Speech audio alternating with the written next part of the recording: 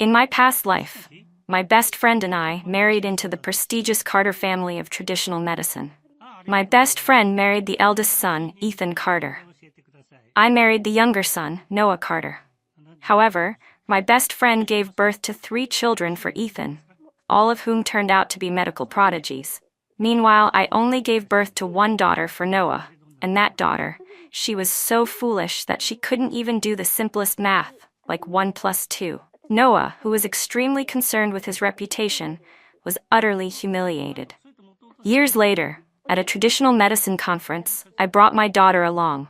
Just because she stammered while calling out "Daddy," the entire room erupted into laughter. Enraged by the public humiliation, Noah stabbed our daughter to death, then struck me down as well. When I opened my eyes again, both Noah and I had been reborn. This time, at the arranged marriage gathering, Noah was the first to take my best friend's hand and say, "I like you. Will you marry me?" The Carter family, a prestigious household in traditional medicine, was hosting a grand banquet, inviting renowned figures from the medical world and elite families of Charleston. It was a public matchmaking event. My family had been practicing medicine for 3 generations, but our private hospital had recently encountered some troubles. Attending the banquet was my chance to seek the Carter family's help.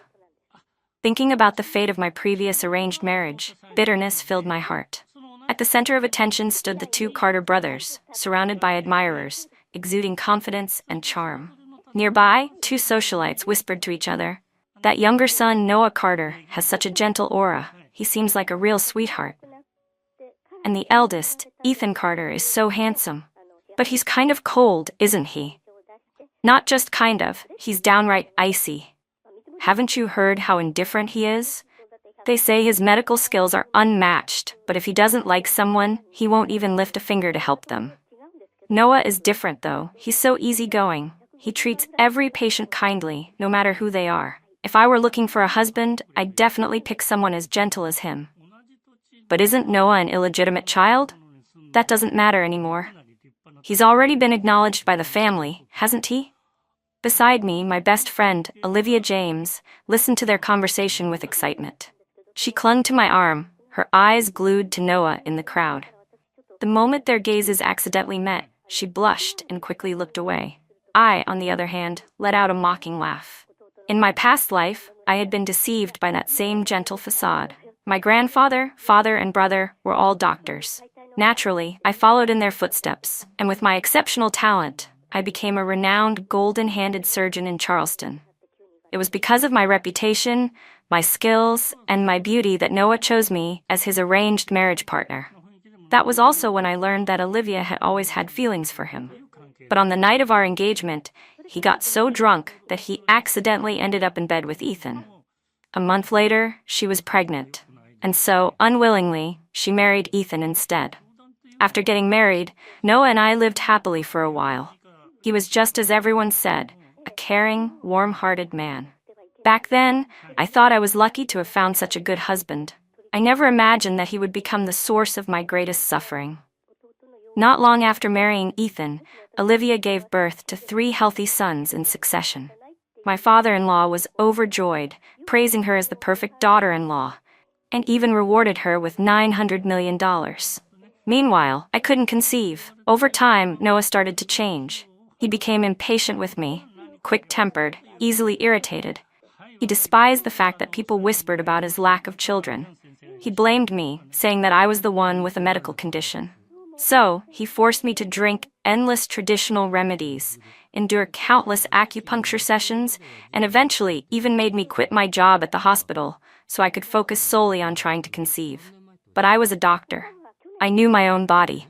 The problem wasn't with me, it was with him. For 10 whole years, I consumed an endless stream of herbal remedies. I ruined my health, yet I still couldn't get pregnant. I couldn't take it anymore.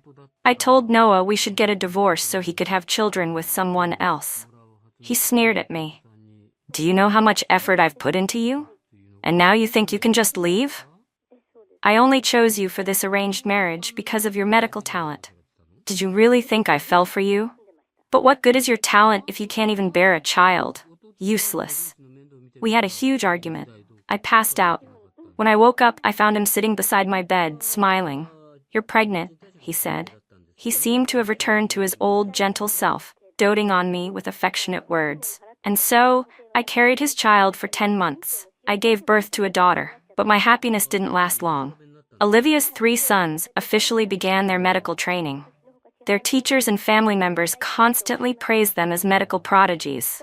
My father-in-law, thrilled by their talent, announced his retirement and handed over most of the Carter family's business empire to Ethan.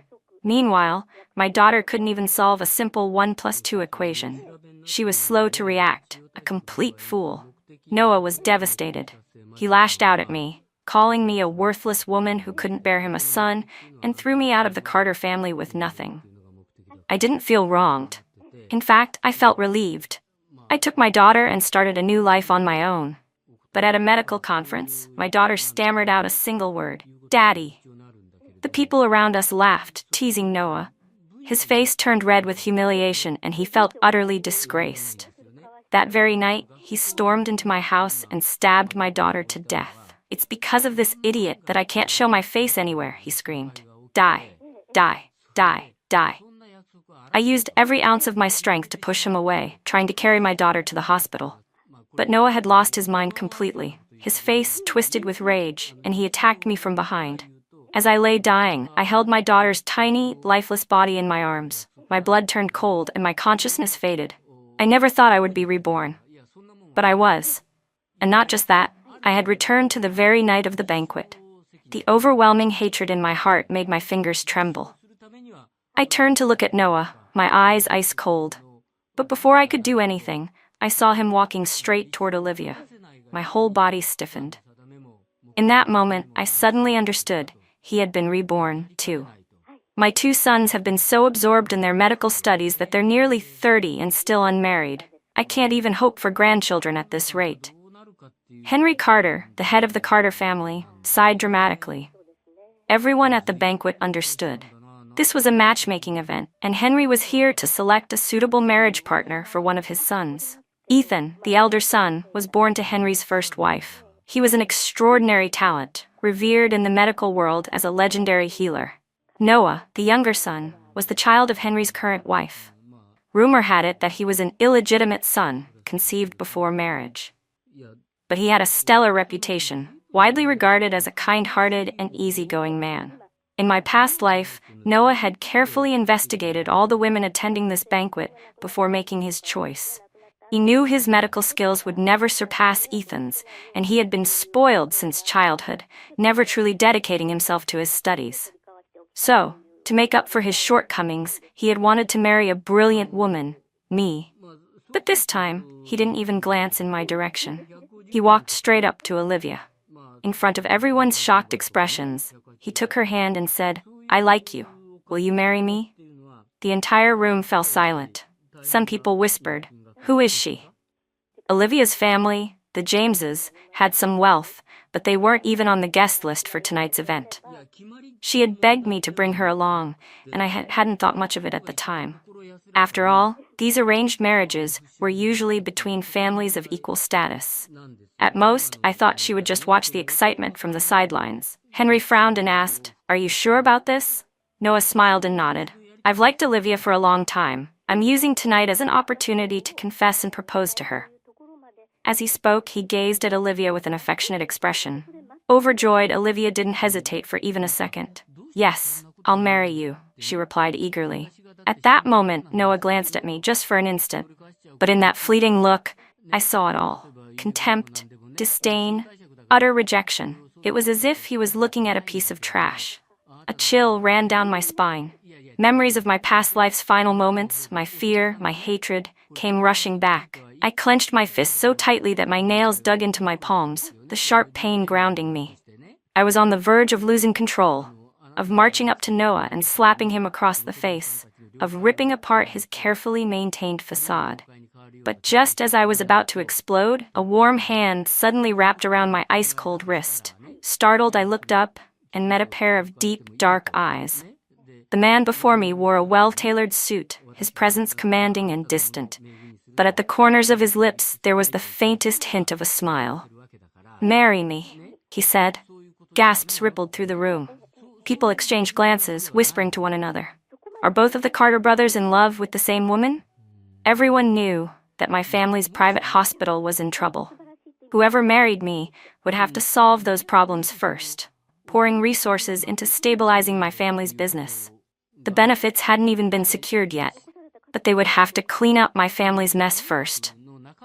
When I was first chosen as a potential match for the Carter family, no one saw me as real competition. Henry furrowed his brows but said nothing. After all, his son was getting married. Noah's expression darkened as he spoke coldly.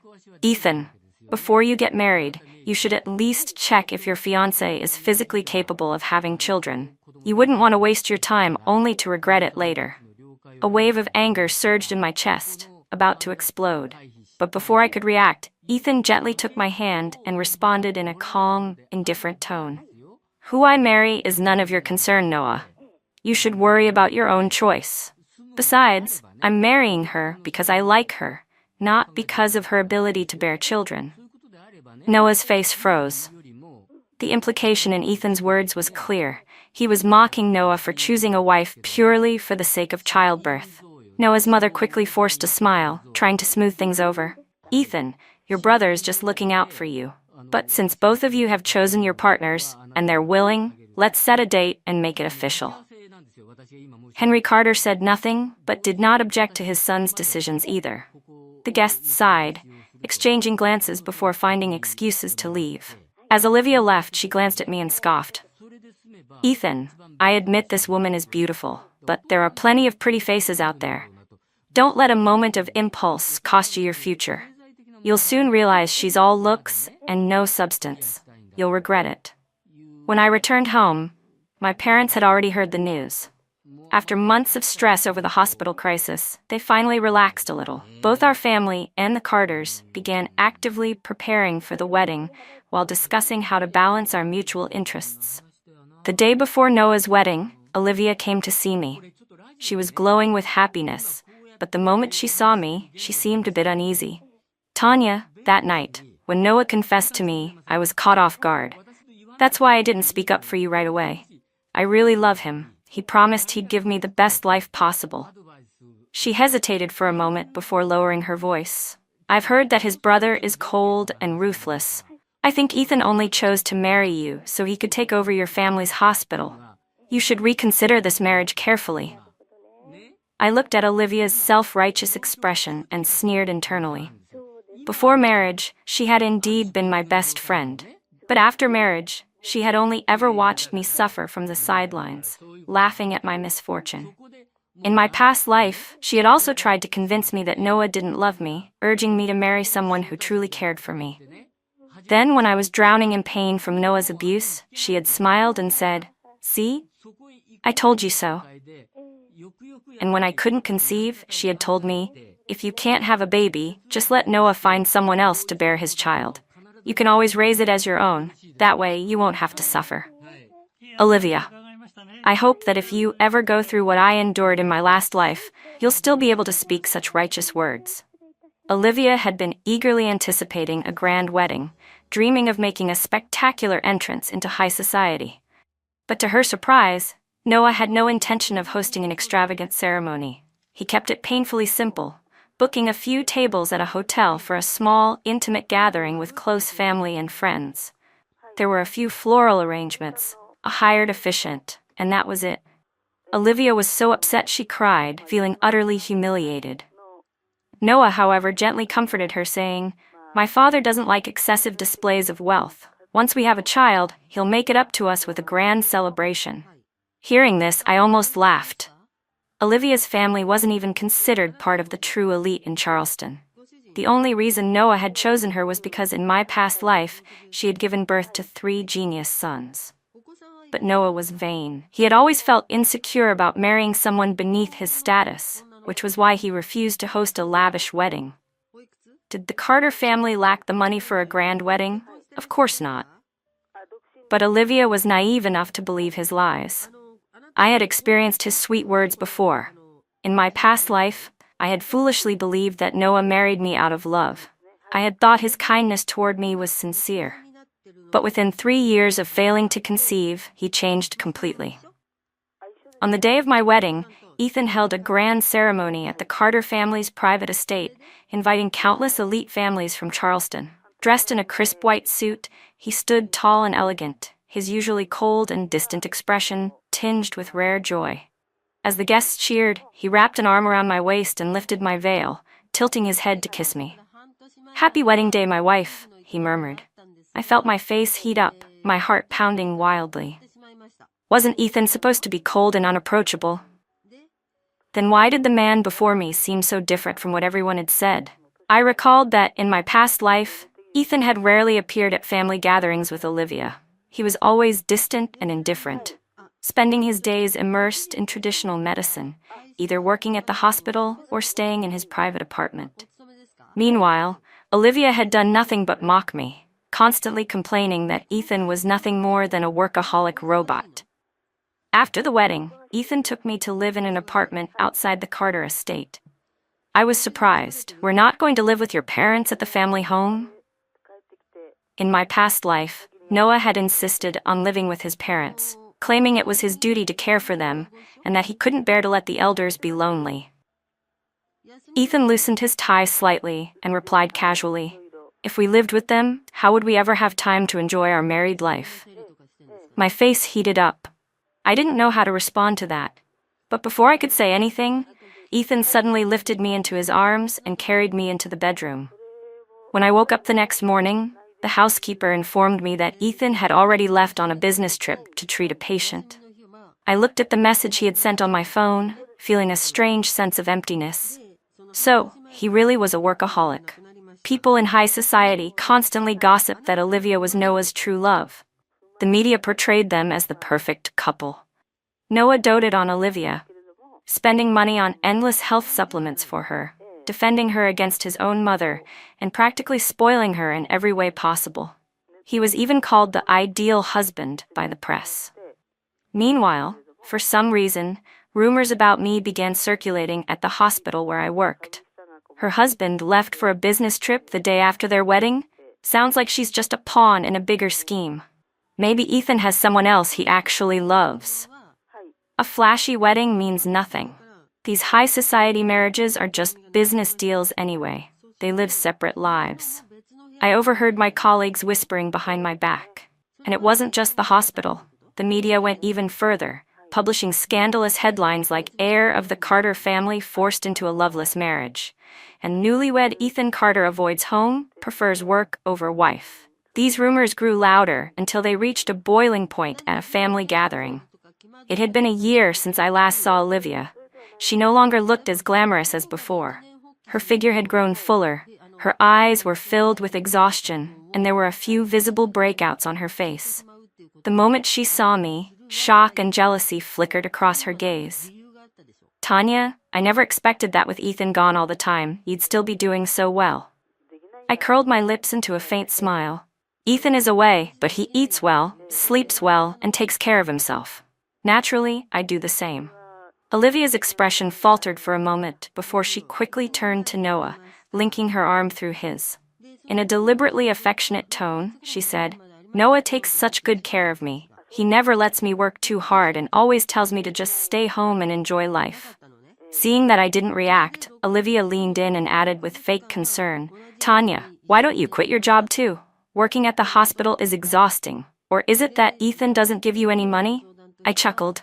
"Do I look like someone who needs a man to support me? You, of all people, should know my family is wealthy." My voice remained calm, but my words carried a sharp edge. "And who told you my husband doesn't give me money?" Olivia's smile stiffened. Before she could come up with a response, Noah suddenly interjected, "It seems like you really admire my brother, don't you?" I looked at him with an indifferent expression. "Of course, I admire my husband." Noah's face darkened instantly. He let out a cold scoff. Olivia, clearly sensing the tension, clung tighter to Noah's arm, her gaze flickering between the two of us. She tried to pull Noah away, but to everyone's surprise, Noah, who was always known for pampering her, shook off her hand forcefully. Caught off guard, Olivia stumbled backward. Noah's expression was icy as he said in a low voice, "Tanya, Now that you've married my brother, you think you can look down on everyone else? Do you really believe your position is so secure just because Ethan can solve your family's problems? If he can fix them, I can just as easily destroy them again. I let out a quiet laugh, unwilling to waste any more time with him. I turned to leave. But Noah, for some reason, suddenly grabbed my wrist. I won't allow you to love anyone else. I struggled against his grip, but before I could break free, a cold, authoritative voice came from the entrance. Let go of her. Everyone turned toward the doorway. Ethan stood there, his sharp gaze locked onto Noah. His voice was calm, but the command in his tone was undeniable. Are you seriously putting your hands on my wife? Noah instinctively loosened his grip. Among everyone in the Carter family, aside from their father, the person Noah feared most was Ethan. Ethan's medical talent was unmatched.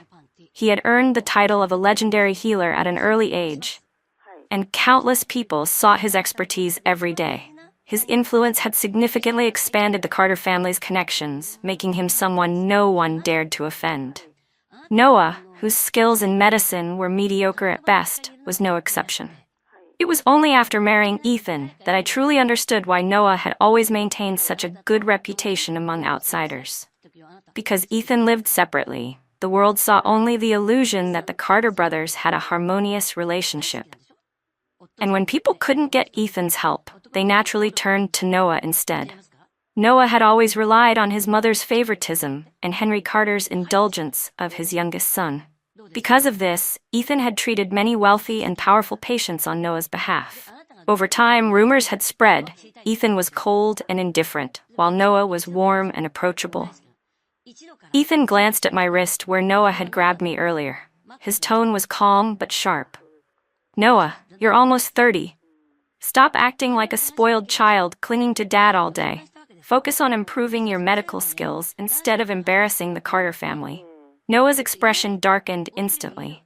Ethan's words were clear. He wanted Noah to move out of the Carter estate and stop using his reputation to attract patients. Without that connection, Noah would lose not only his extra income but also his network. Noah sneered. I'll stay at the family estate as long as I want. You don't get to decide that. Maybe you should focus on treating more patients instead of meddling in my affairs. People are already saying you look down on others just because of your skills. I chuckled. Noah, your published research papers and patient cases aren't even a third of my husband's. What gives you the right to criticize him? If you're so capable, stop taking patients under his name and treat them yourself. Noah's face turned ashen. His jaw clenched tightly and his voice dripped with resentment. This has nothing to do with you. How dare you speak like this to your brother-in-law? Did you not hear my warning earlier? Ethan, clearly irritated, cut him off. I'll talk to Dad tonight. It's time for you to learn how to be independent. With that, he pulled me upstairs. Once we reached our room, Ethan personally examined my wrist, carefully applying ointment where Noah had grabbed me. He stared at my wrist for a while before speaking in a low voice. The patients I've been treating this past year. Noah was the one who accepted them. Their cases were rare, so I couldn't ignore them. But don't worry, I won't leave for such a long time again.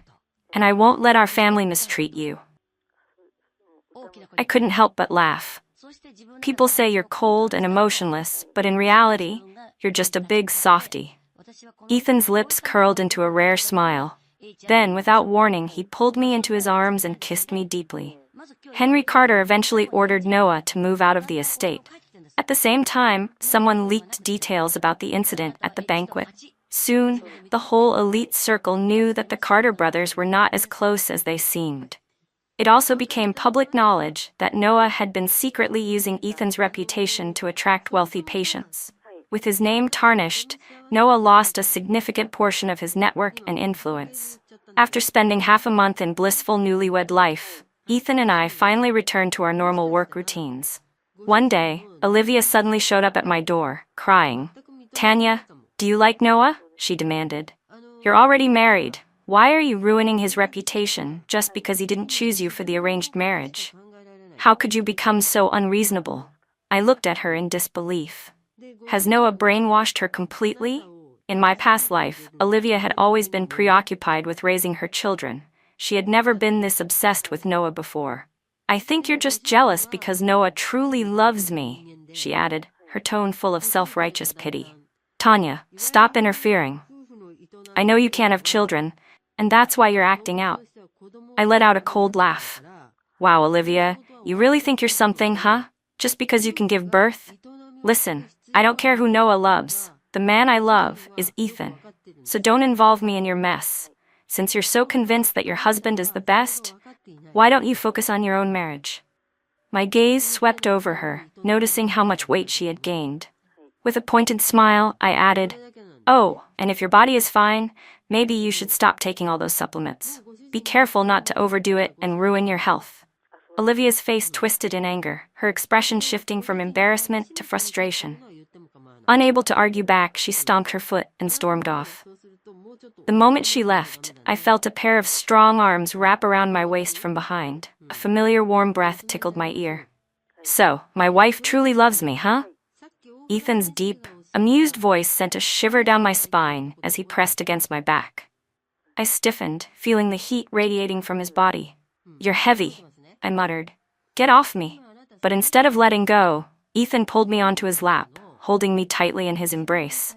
"Noah was spoiled by Dad and his mother," he murmured, resting his chin on my shoulder. "I gave him a small lesson the other day, but he still hasn't learned his place." He paused for a moment, then added, "By the way, do you have any health issues? Olivia was saying you can't have children." My body tensed. If I truly couldn't conceive, at least I wouldn't have to endure the pain of childbirth. But before I could respond, Ethan interrupted my thoughts. "I've already checked your pulse before. There's nothing wrong with your body." His tone was firm, but even if there were, if someone is sick, they should be treated. That's all there is to it. I could tell from Ethan's words that he was simply concerned about my health, nothing more, nothing less. A lump formed in my throat, and without thinking, I buried my head against his chest. After that day, Ethan noticed my growing interest in traditional medicine and began introducing me to various medical texts. We often discussed the differences between Eastern and Western medical techniques, sharing insights and debates. Our passion for medicine and our work deepened, and as time passed, my reputation as a surgeon only grew. More and more patients sought me out each month. At the same time, whether intentionally or not, Noah continued to send Ethan patients with rare and complex illnesses. As a result, Ethan's medical skills improved at an even faster rate than in our past life. His expertise in traditional medicine reached an extraordinary level, rivaling even the most senior practitioners with decades of experience. Henry Carter, in his subtle way, began hinting that he wanted Ethan to take over the family's business empire. This made Noah panic. Desperate to secure his own position, he forced Olivia to take countless herbal remedies, hoping she would soon conceive a genius son who could solidify his standing in the Carter family. Olivia suffered immensely, yet she clung to the belief that Noah truly loved her and that she had to give him a son. 5 years passed. Ethan and I continued to grow, both in our medical expertise and in our relationship. Our bond was as strong as ever. We often argued fiercely over medical differences, but outside of work, Ethan never ceased to surprise me with small gestures of love. "In medicine, we're rivals and colleagues," he once told me, "but in life, I am only your husband." He gave me the utmost respect, professional freedom, and love, so much so that outsiders envied me as the perfect wife with a perfect marriage. Perhaps my previous life had been so full of suffering that fate decided to give me a second chance. And this time, I decided I wanted a child with Ethan. Ethan wholeheartedly supported the idea. He took every test, followed every health regimen, and worked with me to ensure we were both in the best condition to conceive. In my past life, when I failed to get pregnant, Noah and his mother blamed everything on me. He was certain that, as a man from a prestigious medical family, his body could not possibly have any issues. He insisted that my inability to conceive was my own fault. When I finally convinced him to undergo testing with me, the results showed that my body indeed had complications, while his results appeared completely normal. Noah accompanied me to several hospitals, and the diagnosis remained the same. I was the problem. Guilt-ridden and exhausted, I devoted myself to endless treatments, For 10 years, I endured acupuncture, herbal remedies, and every possible method to improve my fertility. I obeyed Noah's every instruction, desperate to fulfill my role as his wife. But when he finally cast me aside, forcing me and my daughter out of the Carter family with nothing, I accidentally discovered the truth. The real problem had never been me, it was Noah. His genetic condition made it nearly impossible for his sperm to survive. Even if by some miracle he fathered a child, the baby would likely be born unhealthy. I had been deceived for 10 years. I had long since healed, yet I had continued to suffer under his lies. So let Noah believe Olivia was his lucky charm, capable of bearing him a genius child. I sneered. Let's see if that luck holds out. While Ethan and I prepared for pregnancy, Olivia's body was deteriorating. One day, she happened to see the results of one of my medical tests. To my surprise, instead of mocking me, she let out a relieved laugh. I knew it. Deep down, you still care whether you can have kids. Her voice carried a hint of smugness. You've gone through so many acupuncture treatments and taken so many herbal remedies over the years. But if you still can't conceive, I suggest you just let Ethan have a child with someone else. That way, you won't have to suffer. I glanced at her, taking in her appearance. Back when she had first married Noah, he had showered her with luxuries, head-to-toe designer outfits, expensive handbags, and an air of arrogance that came with being spoiled. But now, she wore simple, inexpensive clothes. Her bag was from several years ago, clearly outdated. She must have noticed my gaze because she stammered. "What are you looking at? Noah told me wearing affordable clothes is better for my health. It reduces exposure to harsh chemicals." I smirked. "As long as you like it." Then, after a pause, I added casually, "By the way, Olivia, if you ever struggle to conceive, you should consider being generous and letting Noah find someone else to have his child. You wouldn't want to hold him back, would you?" Her face twisted with fury, but I didn't bother waiting for a response. I turned and left. Behind me, Olivia stomped her feet in anger. But in the end, it didn't matter. Because not long after, Olivia really did become pregnant. Noah was ecstatic. He immediately took Olivia on a shopping spree, showering her with gifts and promises. "As long as you give birth to a son," he told her, "I'll buy you a villa." Henry Carter and Noah's mother, equally overjoyed, rewarded Olivia with a generous sum of money. Everywhere they went, they boasted about their future grandson. Olivia, having suffered 5 years of feeling unimportant, finally regained her arrogance. She deliberately waited outside my hospital to announce the news. "Tanya, the Carter family doesn't need the little money you make from working. I advise you to quit your job and focus on giving Ethan a son. Otherwise, just as Noah said, you might find yourself divorced one day." She rubbed her still flat stomach proudly, as if she had already secured her place in the family. I smiled. "Olivia, if your baby turns out to be less than what Noah expects, do you really think he won't divorce you?" Her expression froze. By now, she had spent enough years with Noah to know exactly what kind of man he was. She had seen how he treated me when I couldn't give him the son he wanted. And yet, she still clung to her delusions. For now. "You're just jealous," Olivia snapped. "Even if I have a daughter this time, I'll definitely give birth to a son next time. Unlike you, who don't even have the hope of having your own child." I smirked. "And what makes you so sure I don't?" "Noah said so, and I believe him," she retorted stubbornly. I let out a cold laugh. "You're really something, Olivia. Letting someone deceive you and still thanking them for it. Maybe when a person's self-interest is at stake, all rationality disappears. No matter how close we were before, once marriage brought conflicting interests into the mix, there was no way our friendship could have lasted." At that moment, Noah arrived in a hurry, immediately showering Olivia with gentle concern, his demeanor reminiscent of the doting husband he had once been in their early days of marriage. Olivia buried her face in his chest, sobbing as she accused me of jealousy. Noah turned to glare at me, his voice sharp. "Tanya, no matter how much you resent me, don't you dare try to hurt Olivia." He had noticed the changes in me over the years. It was as if he had begun to suspect that I, too, had been reborn. But I merely looked at him with indifference. "I don't care what happens to either of you. Just stop showing up in my life." At that moment, Ethan arrived to pick me up from work. He took one glance at the tense atmosphere before pulling me into his arms, his voice cold as he addressed Olivia. "Stop bothering your sister-in-law." Olivia's face paled, and she instinctively shrank back. Noah's expression darkened. "Ethan, are you really going to protect Tanya without even knowing what happened?" "She's my wife. If I don't protect her, who else should I protect?" Ethan's tone was calm but firm. "Even if she was in the wrong, so what? If either of you comes looking for trouble again, I'll make sure neither of you works in Charleston's medical field, ever again." Noah clenched his fists, his expression unreadable. He knew full well that Henry Carter had already given Ethan near total control over the family's businesses. If Ethan wanted to transfer him to a different hospital in another city, it was entirely within his power.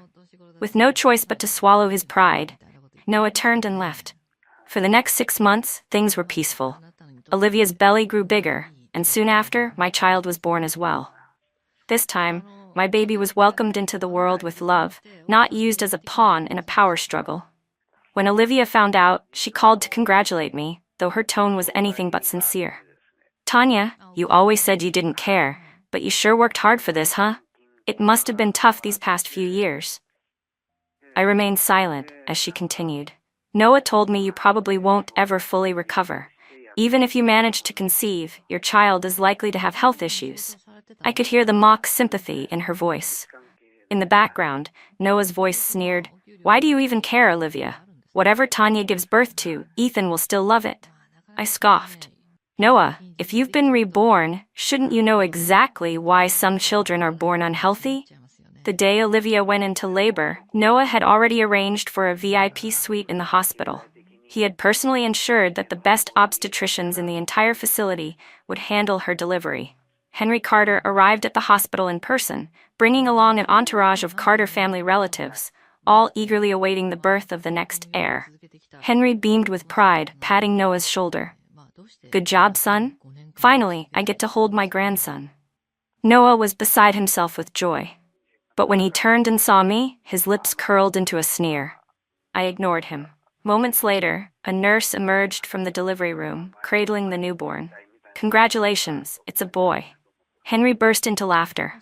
"A grand celebration is in order. We'll throw the most extravagant 100-day banquet for my grandson." Noah trembled with excitement, reaching out to hold his son. But despite his overwhelming joy, he forced himself to remain composed. His voice was slightly unsteady as he asked, "The baby. He's healthy, right? You've checked everything?" The doctor stepped forward, motioning for the nurse to take the baby for further examination. Noah's face froze. His expression turned stiff, unnatural. Henry, however, remained cheerful. "Go on, let them finish the tests quickly. I want to hold my grandson already." But then came the news that struck like a thunderbolt. The doctor returned with a solemn expression. "The baby's responses are delayed. His cerebellum is underdeveloped. There's a strong likelihood that he may suffer from cognitive impairments." The joyous atmosphere in the room instantly shattered. Henry's laughter stopped abruptly, his face stiffening as the realization sank in. Noah, meanwhile, stood in stunned silence, his lips slightly parted as if unable to process what he had just heard. He muttered under his breath, "Why? I chose a different person this time. How is this possible?" Then his expression twisted in horror and disbelief as he let out a furious roar. "No, this isn't possible. How could he not be normal?" Noah's voice trembled. "Did Olivia not take care of herself properly? Or did she fail to protect the baby? Is that why he was born like this?" But the doctor shattered his delusions with a single sentence. "The baby has a genetic defect." Noah's face twisted in horror. "You're lying. This is all because Olivia didn't take care of herself." His voice rose to a hysterical scream. "How could a mentally impaired child be mine? Get rid of him. Send him to an orphanage." A weak, trembling Olivia rushed out of the hospital room, her body still frail from childbirth. "Noah, are you insane? He's your son." She stood protectively in front of the baby, arms spread wide, refusing to let Noah get close. Tears streamed down her face as she cried. "Do you have any idea how much medicine I took? How many injections I endured just to give birth to him? You were the one who kept saying you needed a son, and now that he's here, you're rejecting him just because he's different? Noah, you're a monster." Hatred flickered in her eyes. I lowered my gaze, my emotions conflicted. In my past life, I'd given birth to a daughter. Noah had never even spared her a glance. He only realized she wasn't normal when she turned 1. And just like now, he had screamed and demanded she be abandoned, saying she was an embarrassment to him. Back then, Henry Carter had been the only one to stop Noah's madness. Noah fell into a miserable state after that. For months, he avoided family gatherings and refused to visit his son, adamantly denying any connection to the child. Meanwhile, Olivia, still recovering from childbirth, was busy nursing their baby. Yet before she had even fully regained her strength, Noah was already pressuring her to conceive again. This time, he told her, we'll have a healthy son. He forced her to take more medications, undergo more injections, convinced that if they just tried again, they would get the child he wanted. Henry berated him multiple times, but Noah refused to change. And Olivia, perhaps out of love, perhaps out of desperation, chose to obey him. While Olivia endured her suffering, I gave birth to a healthy daughter. The moment the doctor confirmed she was perfectly healthy, tears welled up in my eyes. Ethan gently wiped them away, cradling our daughter in his arms. His voice was soft, full of warmth. You've worked so hard, I'll be a good father. I watched as he carefully practiced holding her, his large hands surprisingly gentle. He even moved his office work to the hospital room so he could stay close to us. Pregnancy takes a toll on the body, he murmured as he stroked my hair. 1 daughter is more than enough for us. His tone was calm, as if seeking my agreement rather than imposing a decision. My heart warmed at his words. I had heard that he had nearly collapsed from exhaustion while waiting outside the delivery room. Thinking about how much he had focused on our daughter these past few years, I smiled. Ethan, why are you so good to me? This doesn't even feel like an arranged marriage. It feels like we fell in love and got married out of choice. His ears turned slightly red. He coughed awkwardly and muttered, I've had my eye on you for a long time. Medicine isn't separated by fields. I always admired your skills in Western medicine. I stifled a laugh. So he had secretly been interested in me all along. Ethan and I quickly became doting parents, fully immersed in raising our daughter. But just as we were enjoying our new life, news about Olivia reached me. Less than 5 months after childbirth, Olivia became pregnant again. She had taken every precaution, yet she still suffered a miscarriage. Noah was furious, calling her useless and ordering her to recover quickly so she could conceive again. He didn't care about her well-being, only that she produced a medical prodigy for him.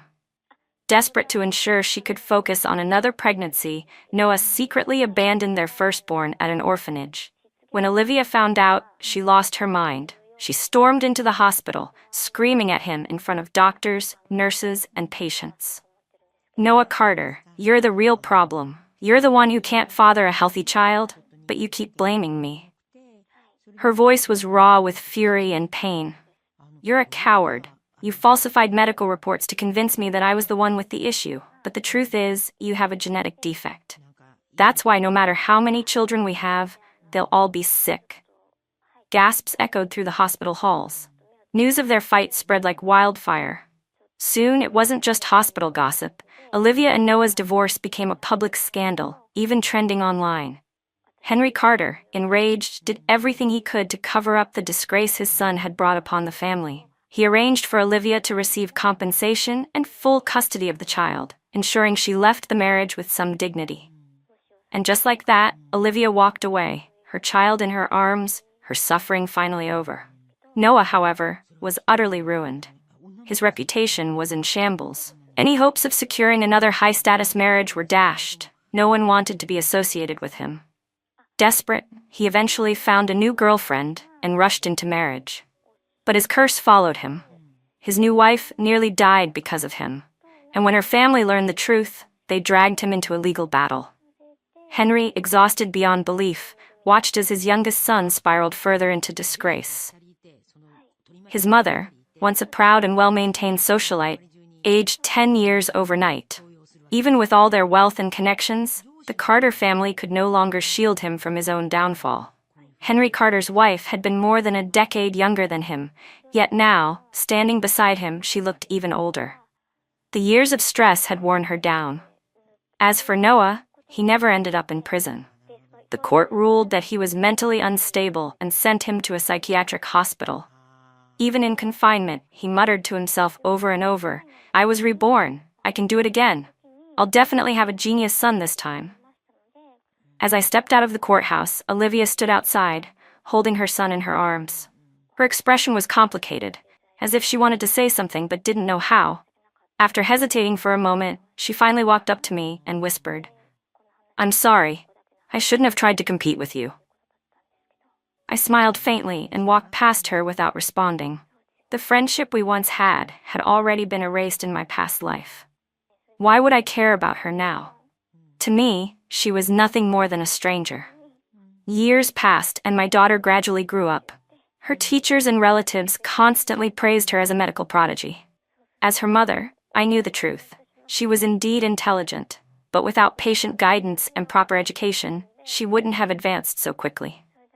Being the only granddaughter of the Carter family, she was adored and celebrated by everyone around her.